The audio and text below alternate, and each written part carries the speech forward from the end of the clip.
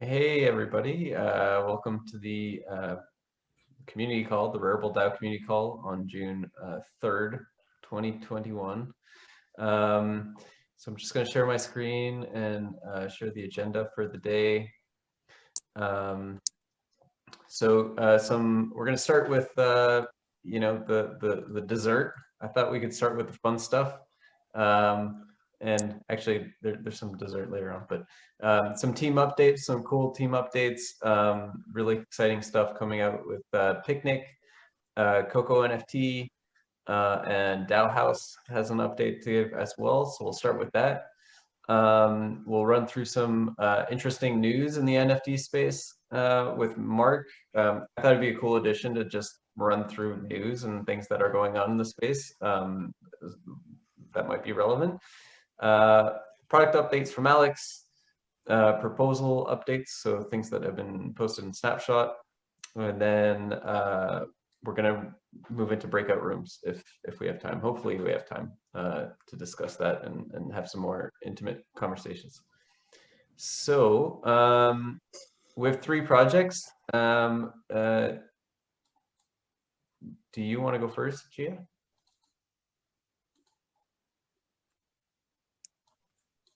Or maybe CocoNFT?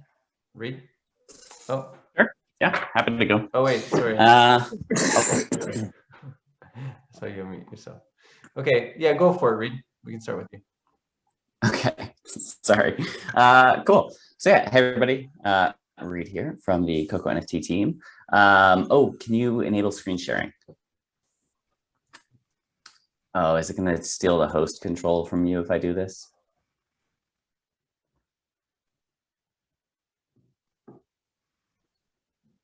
You are the co-host. Okay, that's try it now. All right, continue. All right, can you all see my little app recording screen here? See thumbs up, thank you. Cool. Yeah. So yeah, and just to give context, CocoNFT got a grant from Rarible DAO a while back, so they're giving an update. That's kind of the context for CocoNFT. Yeah, good call. Yeah, so yeah, we're a Rarible DAO funded project. Our focus is on making it like really easy and seamless for creators, particularly those coming from like the non-crypto familiar space who are leveraging, Instagram today to be able to get started in NFTs by lazy minting their posts through the new Rarible protocol.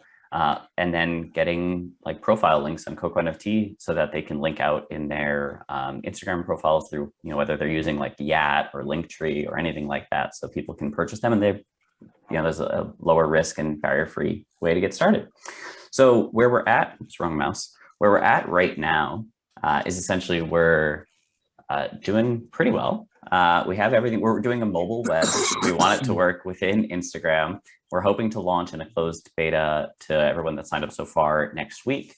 That's obviously pending Rarible's protocol supporting lazy minting to be on mainnet by then, or at least a bit before then, so we can do some testing. So yeah, so I'm gonna show a little demo that I made this morning. Oh no, one second, it has sound. All right. And so, yeah, we're using one of the things, oh, that went way too fast. So yeah, one of the things we're doing is we're using Taurus as a kind of login mechanism. You know what? I think I'm showing the wrong video. I'm sorry, everybody. Give me 1 second. You know what? This should be fine. Let me just double check. Yeah, sorry about this, but that's okay. So anyway, we're using Taurus as the authentication method. One of the reasons for this, we will also be supporting MetaMask, which is the thing you're not seeing here. I just realized I took yesterday's video instead of today's video.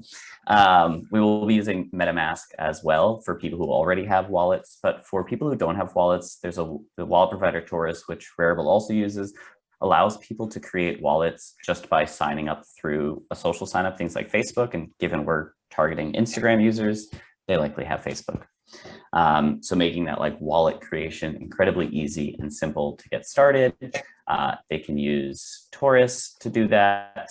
In this flow, I already have my little Taurus account, so it's kind of just asking me to sign in. One of the nice things is they have like Face ID, which is nice. then we've built our workflow to make things like really clear to the user and simple on like, what are we doing? How does this work? Is our hope here.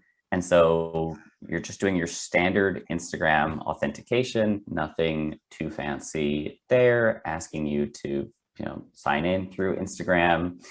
And then at the next stage here, we're asking users to actually tell them, hey, in this next step, you're going to select the posts that you want to make available as NFTs.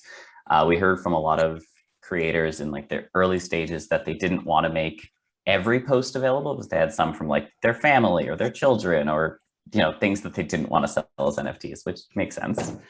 And so yeah, then we surface that to the creator, allow them to choose the starting price. In the future, we'll also allow them to do like additions on 1155s. We're just starting really simple for the closed beta. So it'll be allowing them to do the set price, starting price. Once it does that, depending on what wallet you're using, so if you're using Taurus, it kind of has that little toast at the top that you then approve. And then once there, it'll, and this is where I realized I have the wrong one. It'll go to your profile page is where it should go. And your profile page just kind of looks like this. It's will be a lot more cleaned up than this when it's live. But essentially from here, buyers can actually like choose one of your posts. It'll link to them on Instagram, so they can always see who you are on Instagram, making sure that they're buying the NFT from the person they think they are. And then check out, whether through, I think we'll once again be supporting MetaMask to start on the wallet side. So allowing them to do that. And everything that happened here is using Rarible's lazy minting protocol. So the actual creator doesn't go through like a gas fee to initially make these posts available. But obviously the buyer would to convert this then into a live NFT. So yeah, that's kind of where we're at right now. We do have our Discord set up where we're like asking a lot of questions from the community. I've posted as well quite a bit of updates, and I think Rarible's DAO discussions channel as well as where we've been chatting. So yeah, happy to have you all there, answer any questions. Yeah, that's about it. One small question from my side. Yeah, and I would double down on the message from the chat. It's really cool. So the scope is very limited. You're really doing one thing at your best. So that's so cool. For the Taurus wallet, so they have like two versions of the login. The first one is just login with your social. And the second is login with your social and then add an extra key to the device that you logged in with just now. Yep. And the second one appears to be confusing for some people. That's what we found. Yes. You can actually turn that off. I was just about to say, we just learned from the Taurus team, we can limit it to just the social ones. Yeah. Yep. The Taurus team has actually been really great to work with. We had a meeting with them 2 nights ago, just in making a lot of that a bit better. And like the toast that you saw, which is a little like thing that pops down asking you to confirm your transaction. We're also working on like customizing that flow as well in Taurus, because sometimes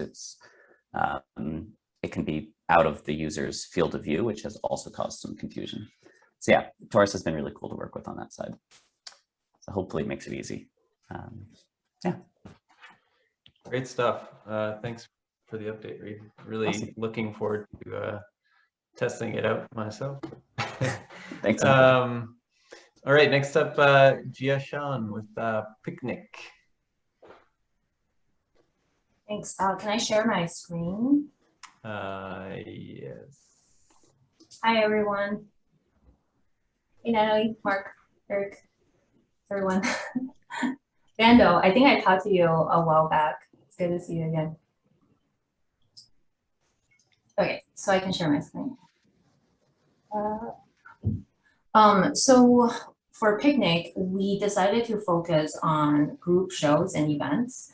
And so you guys haven't heard from me for a bit, and it was just us going through the process of testing and checking out what are the features we are building. We're still making a lot of updates right now, So as a test, we did a NFT show and tell last week. That was like a pretty small event. Like Natalie and Mark showed up for a little bit. Eric showed up for a little bit. And was, oh, I think the GIF takes a little, the GIF image is like really big. So sometimes it takes a little bit of time.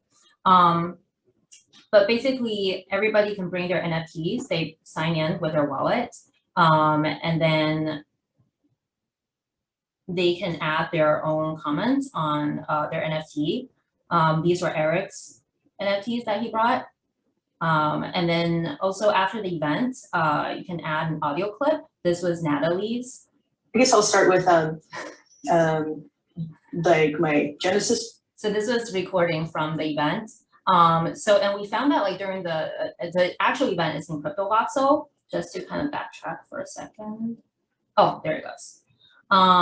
It was in an artist, this really cool artist, Sparrow's CryptoVoxel space. So after the event, all the artwork is taken off of the wall, but it was right here. And just through this process, we learned a lot about specifically throwing an event in the metaverse and all the challenges, like whether it's audio or hangout work.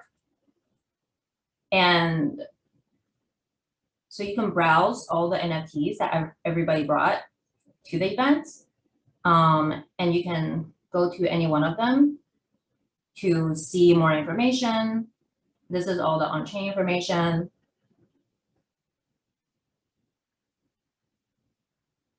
These are ones that Greg from Picnic brought.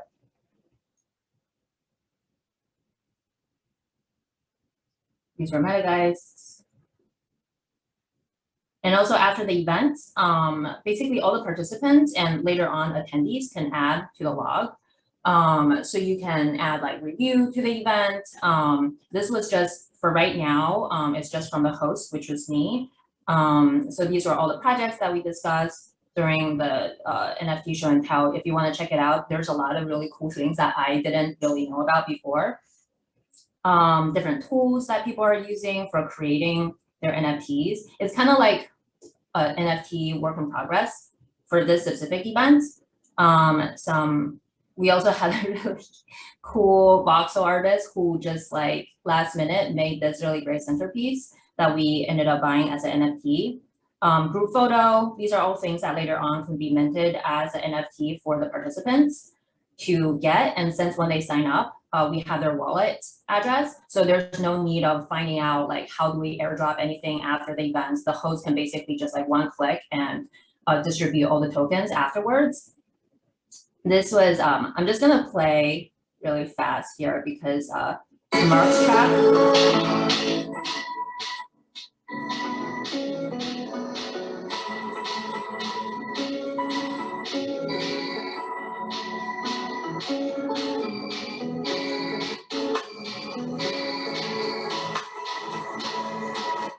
Yeah, and by the way, that music is by Mark.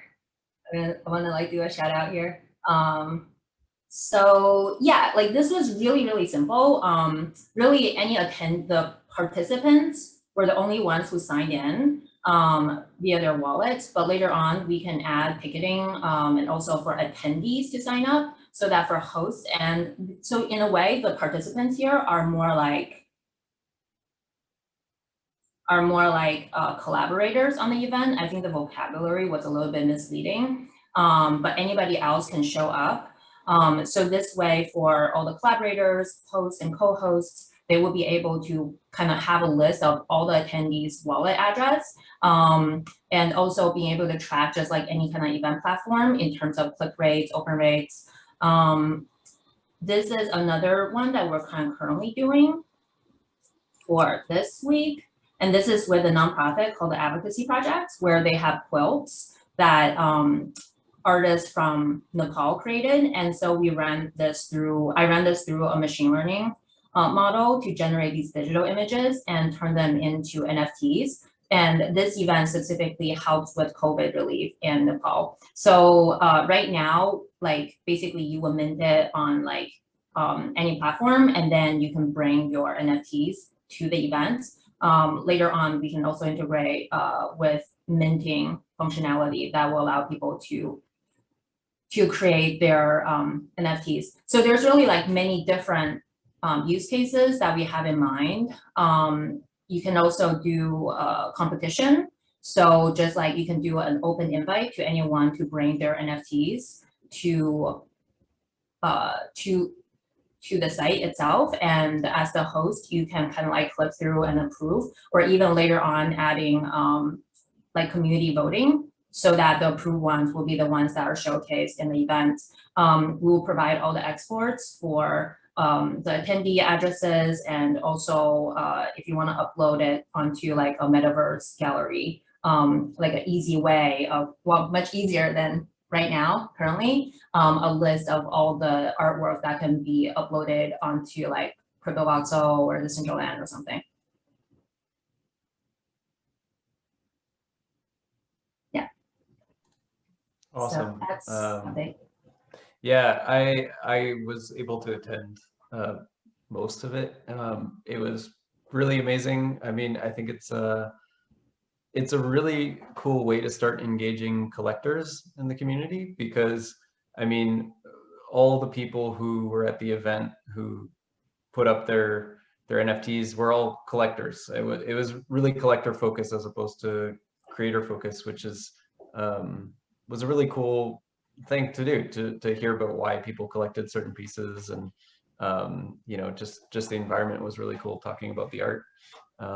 So yeah. And there were really actually 2 sales that happened after the event because while we were talking about it, it just made a really big difference when the owner or the creator is talking about the work, and then you can ask questions, and in this like very immersive experience. I think the more immersive, the better, but if they want to show it on their phone, or if they just want to quickly browse through the catalog, they can also just like go to the site itself.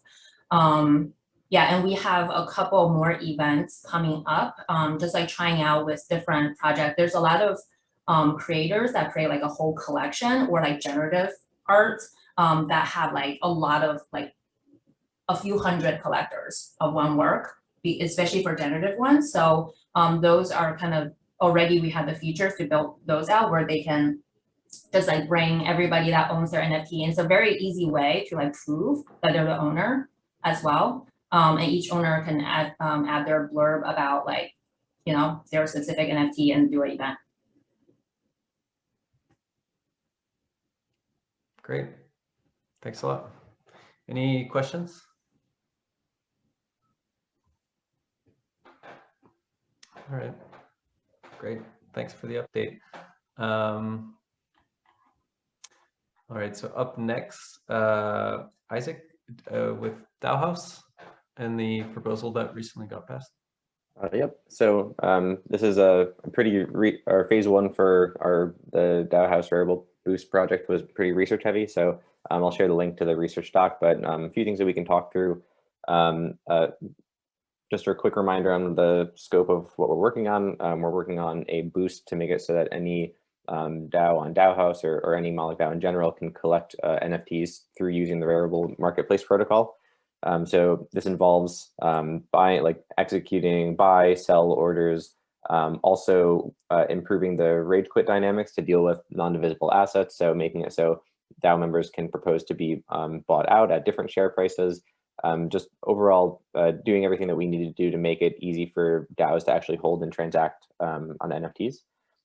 Penguin was working on quite a bit of user research over the last couple of weeks. I don't know if you want to briefly talk about some of the discussions that you had with some folks in the space. Sure. Hi. So yeah, I reached out to as many of the NFT collecting DAOs as I could. So Plusser DAO, NFT DAO, Flamingo DAO, and many of the people on this call, I reached out to Vandal as part of the I want my NFT access pass email set.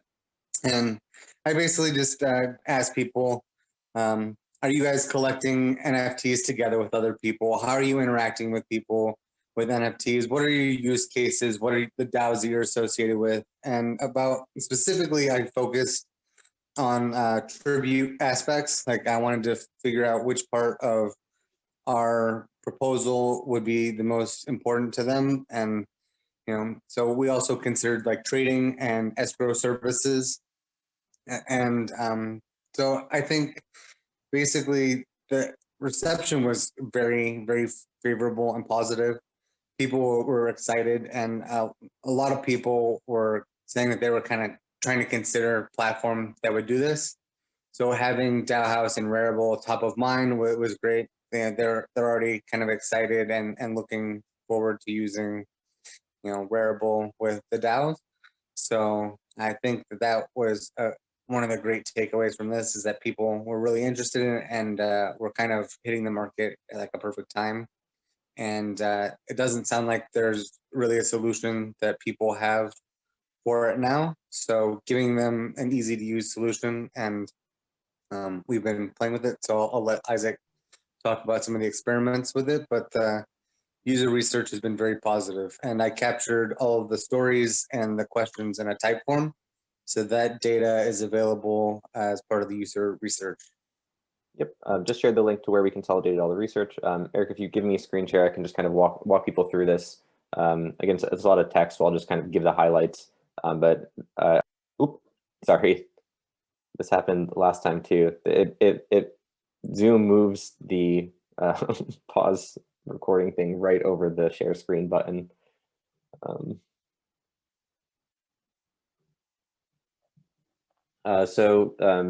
Yeah, as I said, pretty text heavy, but what we have in here is the user research and the results of the different experiments. So all the different considerations for like, what would it mean to give an NFT as tribute to a DAO and receive shares conditional on your membership proposal passing? What would it mean to calculate a fair buyout price considering the frozen assets that are in an NFT vault that are not rage quittable in a treasury? We've got a whole lot of like some math and spreadsheets in here for you to dig into. Feel free to check my math, make sure it works. A bunch of some considerations for also fractionalization options, because another simple way to handle NFTs as a DAO would be to just kind of liquidate them and put them in the main treasury. But we're going to do more research on that. We think that a lot of DAOs would actually prefer to keep things whole. On the actual Rarible integrations research, we did a ton of documentation on the core level of actually how to integrate with the core Rarible contracts. We've demonstrated fully functional contract-based share, sell, buy orders, and order matching. So I've got links to a bunch of like testnet transactions in here with how that works. All of these docs, I'll do a PR to the main Rarible site because I learned a lot throughout doing this process. So I'll share all of these, this like how to use Rarible stuff as well. So in the first phase, user research, we've like completed all the proofs of concept to show that what we want to do is technically possible with existing tech or minimal additional development effort. And we've also got some Figmas in here to see like what would this actually look like on the DAO House page, where in a DAO we'd have a Rarible bank where you can see what are the assets that are held by this DAO. And with each one of those assets, you can quickly make a proposal like sell, or you could just go to the Rarible marketplace, copy a URL, paste it into your DAO, and it would automatically generate like the buy order proposal for you. So yep, lots of good progress. We're kind of wrapping up phase 1, and phase 2 we'll be moving on to more implementation. Very cool. That's a lot of research. Yeah, lots of, yeah, so lots of text. So please read, and I now feel like I'm a Rarible pro. So ask me questions. I can tell you how to use it. Amazing. I have a question. What was the working DAO implementation for submitting orders and purchases? Yes, so this is pretty exciting. So we might have the first DAO adaptation of EIP 1271 signatures.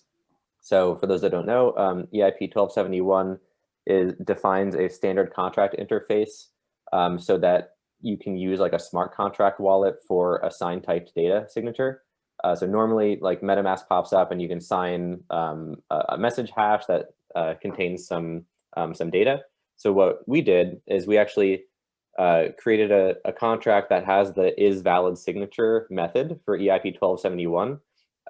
But instead of doing an EC recover to check to see if the signature is valid, it actually checks an associated DAO proposal to see if that proposal has passed.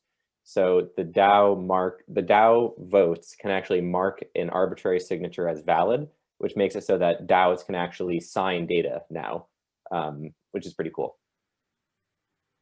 You should write a separate blog post about that as soon as we're live. Yes, yeah, we'll do. Yeah, I believe that's really important for all the Gnosis multisig and basically anyone with a contract wallet. Yeah, it's super simple. So that's in there. I'll pull it out. I keep finding more and more things to write blog posts about, but yeah, I'll knock that one out as soon as I can. Yeah, beautiful. I'd love, you know, Rarible DAO is going to start producing blog posts and articles and stuff like that. So, you know, would love to, you know, I know Mark and Max are going to be working on doing some comms work. So, you know, feel free to collaborate with them and we'll make that nice and pretty for you. Cool, sounds good. All the like non-devs in the room are like, ooh. Yeah, sorry, it's almost impossible not to be too jargony with it, but it's cool, especially with EIP numbers, and it's like yeah. Oh yeah, that EIP. Yeah. Oh, speaking of one other EIP, 2981. If you check out the EIP's channel, the royalties channel, we've been chatting with some folks from Known Origin and also Lewis and some other folks from Rarible about the royalty standard. So if you want, we can briefly touch on that in a little bit too. Yeah, actually, I mean, we could jump into that right now. Sure. Before the next topic. Although, yeah, I'll just give a quick update. If so we can did keep it super short. Yes, really short. I researched 3 different standards. So there's 2 different EIPs plus Rarible standard. The 2981 seems to be the most extensible standard, and it's actually pretty close to how Rarible works now. So the plan for the project is to basically see if we can merge those 2 and then get adoption that way. Yeah, check out the channel for more info, but there's another doc with some research on that as well. What's the channel? Royalties EIP. It's inside Builders or Rarible? Yeah, inside of Builders. All right. We were, Alex, do you have any product updates on your end? Yep. Let's try to keep it quick so we have room for we're finally starting to roll out our protocol. So the Rarible is already partial in protocol. So it's like 1/3 of the work's done, and the 2/3 of the work is going to be done like really soon. So end of this week or the beginning of next week, depends on how strict are we with our dev team. And yeah, there are some issues on the website right now because of this. We lost some, we had to compromise on some reliability in order to speed up the development. So sorry for that. It should be back up soon. And basically that should bring the major update, like lazy minting to the prod. And with the lazy minting, we are basically integrating all the new contracts, and that means that we have external royalties built in, so you can attach royalties to any existing items that don't have them yet. There was a big ask from the community because a lot of people minted their royalties with their items without royalties, and now they kind of want to receive these royalties, and they can.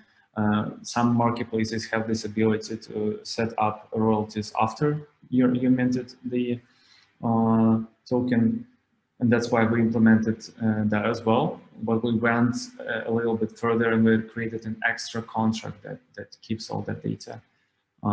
So this external royalties, origin fees, basically all the features of the protocol should be live soon in Rarible.com. That's cool. Aside from that, the hide and hide is rolling out soon. It's the ability for you to hide the items that were sent to you by some spammers. That's a common problem for the successful droppers on the marketplace. So I'm not sure how many us here experienced. Me, I haven't experienced that problem. I'm not a successful seller. So yeah, those are like small updates. Excited to push through the protocol finally to make sure that all the projects like are working out as well. And there's also staking under development, right? Oh yeah, staking. So the staking, today we had one more meeting internally with the team about all the staking, and we finalized the last spec for the last function that needs to be implemented in the staking contract, and that is the migration to the new staking contract. The staking contract turns out to be fairly complicated, but it also almost is a masterpiece, just because we allow the staking with Cliff, with linear unlock, with the completely like the flexible, with completely flexible formula for how many like rewards should you get for the arbitrary like your stake period, as well as the staking migration, delegation. So the delegation is done on the staking contract, and it almost feels like we should create a blog post describing all of it, open source that, and actually push through, because it kind of resembles ideas of Curve V token, but extends that much more ahead. So we expect other platforms to adopt the staking contract as well. And I guess there is a window in our contracts audit service. So we'll be able to audit the staking contract, and it will be fully secure. So it's all great. So most of the updates are for the future, but for the near future. Awesome. And any timeline on staking? I know a lot of people, at least in the chat, were asking about that. Okay. Yeah, a lot of people expect that as soon as we announce staking, they will all become like super rich. But I guess so. After staking contract, we would actually need to go and build the front end for that. Before the front end, we will have all the cool people to stake directly with Etherscan. So the timeline for the contract and audit would be the beginning of July. The audit is most of that part. And while we're auditing that, we will build the front end probably. So yeah, beginning mid-July is what we're targeting for. Not so soon, but it's one of the most important contracts to be secure in the environment, just because we don't want the staking to go wrong. All right, thanks, Alex. So up next, we thought it'd be cool to do NFT news updates in these calls, just for like random things. It's hard to keep up in the space. So we thought we'd just give that a shot. Mark, do you want to talk about a few news stories that you've pulled up? Absolutely. Let me share my screen just really quickly. I'll try to go for it. I'll try to make this quick, guys. All right. Can you guys see my screen? Cool. Okay. So the rise of collector DAOs, and Pleaser DAO is definitely the most, I guess, popular of which. Their latest purchase is this NFT that funds the Tor project. It's really cool. Next up would be this NFT marketplace called Ito. They collaborated recently with Marshmallow, an EDM producer. This is their NFT. And what's interesting about this is that it's an NFT and DeFi collab. So Ito, the NFT marketplace, is introducing staking auctions where collectors can stake Aave and tokens to the protocol as an NFT bid. The highest staked bid receives the NFT, and the staked Aave generates continuous rewards that go directly to the artist. I think that is pretty interesting. Next up. Is it, wait, actually I have a quick question on that one. So is it a continuous sale? So anybody can stake more Aave and get the NFT, or it's just, is it closed? That's a good question. I am not sure. I'm not sure. Yeah. Like the 15,000 Aave for the winner. Mhm. I actually didn't know that because I saw the sale price and I was going, what the hell? Like someone paid $7 million for this. It didn't make any sense. But staking makes a lot more sense. I'm just wondering, can they remove the stake, or can anyone else stake and then own it? Or I'm just curious. If you don't know the answer, that's fine. But I'm just super curious how that works. Good question. Good question. Yeah. Yeah. Not sure. Not sure about that. But yeah.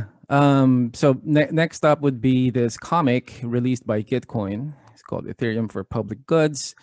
It is a good sort of like, I think this is very useful for non-technical folks to understand the challenges and possible solutions of, you know, human coordination and how Ethereum helps facilitate that. It also offers a brief history of Ethereum as well. I think this is pretty useful. This NFT piece by experimental musician Holly Herndon, was released last week, and what's interesting about this piece is that this is AI generated. The whole piece is AI generated, and where she collaborated with an AI, she actually put just like text prompts, and the AI actually generated this image. So it's pretty cool. And then Legacy Media, Associated Press is also getting into the NFT game. This one is their latest release. It is Racing the Flag in Iwo Jima, which is a World War II event. It's pretty cool. I think we would see more of this. Legacy Media jumping in on the NFT train. And then GameStop NFT. We're all familiar with this. So it's pretty cool that they're actually also getting into that NFT game. Ethereum transaction visualizer. I think this is very useful for, again, you know, non-tech people to actually visualize what an Ethereum transaction looks like. I think this is like South Park themed. It's pretty dope. Next up is Manifold Creator. It is a creator-owned NFT minting smart contract and more. What stood out to me was how this adds dynamics, like interesting dynamics onto like NFTs. One use case is that it enables content event-driven NFTs, such as NFTs that changes colors or layers based on some external event, like the weather or stock price, which I think is a fascinating use case and an added expression to, you know, dynamic art. Speaking of dynamic NFTs, this NFT self-destructs if global temperatures rise to 2 degrees Celsius, which I think is also another interesting thing. And I feel like we'll probably see more of that, you know, dynamic NFTs. Eric, how am I on time? Do we still have time? Yeah, go for it. 2 more minutes. 2 more minutes. 2 more minutes. The rise of crowd-funded NFTs. This is a good example of a newsletter that crowdfunded itself using an NFT platform called Mirror, where backers could actually pull their money and get this project funded. And then I guess last but not the least would be this piece from NFT Cuba Art. I believe that one of our DAO members, Gianni, is led this initiative, and it's pretty cool. Not only is the art cool, but it's also for a good cause. It offers some sort of a mint fund for other emerging NFT Cuban artists. So yeah, that's it for me for today. Really cool. I really enjoyed that, and actually learned a couple of things because I didn't know some of those things. So very nice addition to our weekly calls, I think. That was really. Yeah, I will link all of these on our Discords so that you guys can check it out for yourself. Yeah. Can we put that into the weekly newsletter after the DAO? Alex really liked that. Yeah, we'll totally do that for sure. Great stuff. Yeah. Thanks, Mark, for curating that. So up next, I guess if anyone has any other topics or business they want to bring up, now would be the time. We don't have much time, but maybe 1 or 2 questions or topics. Eric, maybe I wanted to just mention, we wanted to do some sessions, some workshops around the vision, mission of the Rarible DAO. I might just drop in the link into the description so that I can capture some emails.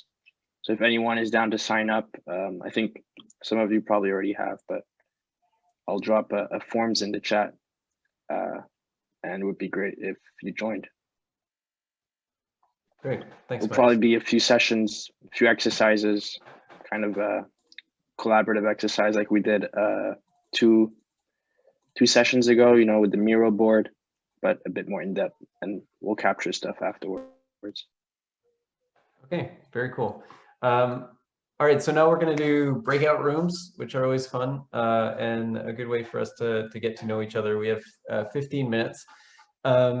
So the topic of the breakout rooms is what can we do what steps can we take to grow the DAO ecosystem? And growing the ecosystem in terms of number of contributors, number of apps building on top of it. But we're really looking for like ideation and for the groups to kind of think about, ways we can grow the DAO ecosystem in terms of contributors. And yes, we're going to break out and then we're going to reconvene here, take like 10 minutes to discuss the topic. And then we're going to come back and, one person from each group is going to summarize what you guys talked about. Yeah. So let's do that. I'll break it out and I'll try to reorganize a few people if I see there's too many with the same skills in the same group. So okay, good luck. See you soon. Yeah, good call. I can start. So we destroyed the Zoom meeting, but we're back and we're going to summarize the call and the conversations we had. Yeah, I mean, I can start. So on my call, I had Josh, who is a VC and educator. I have Luis, who is a dev for Mintgate, and I have Penguin, who's working on DAO House. So I think a big chunk of the conversation was centered around like education, like how do we bridge the gap between people who are, still, going down the rabbit hole of crypto and NFTs, and how do we, onboard them into the ecosystem. So, that was sort of like everyone agreed on that. Luis, took it from a much more tech perspective. He brought up the tokenomics. How do we focus on the token? What incentive it brings? What does it provide to the ecosystem as a whole? To him, the success of the DAO is tied to token success, and so that means that staking, sinks, burning, and also educating about what the tokens do is interesting. Yeah, Luis is there. So Luis, I was just giving a summary of like what we talked about. And then Penguin, brought up, like his experience with all of these like ecosystems from DeFi to DAOs to NFTs. He says, that, coordination and communication is important. Also tapping the right people, doing it the right way, focusing on high impact people, incentivizing them, and he thinks that, people who go on our governance calls are high impact people that we should all support. So yeah, so that's what we talked about. Awesome. Next team. Yeah, I can go. So I was with Alex, Owen, and Natalie. And so a lot of the stuff you just mentioned, I think we also discussed, around educating people, also, for example, artists, around the value of a DAO, for example, and how to get involved. We spoke about brand outreach and also making visible, all of the great stuff that's happening in the ecosystem right now. So there were some thoughts around, having maybe sort of a mirror board or a visual board with all of the different things that are going on. And yeah, those are kind of the key points. Yeah. Very cool. And I think does that leave us left? Yeah, go for it, Zach. It was Ethan, myself, Rolf, and Eric. Eric. Sorry, Eric. Rarible Team. Rarible Team. So yeah, we touched on a lot of those same things where a lot of it comes through recognition, right? And how do you create that recognition and brand awareness? So some of the things that we covered, we were aligned with the whole education thing in almost two parts of it, right? Educating people about crypto, about NFTs, about DAOs, just the whole space in general, and kind of be the bridge for the newcomers into the space, if that's possible. And then also, you know, from a traditional education standpoint, and maybe some potential partnerships with art programs or even some of the creators, to have them, because they have big followings. Maybe there's a partnership that could take place there to have them, you know, create some of that awareness about the DAO. So those are some of our key talking points there. Great. I can talk to our team.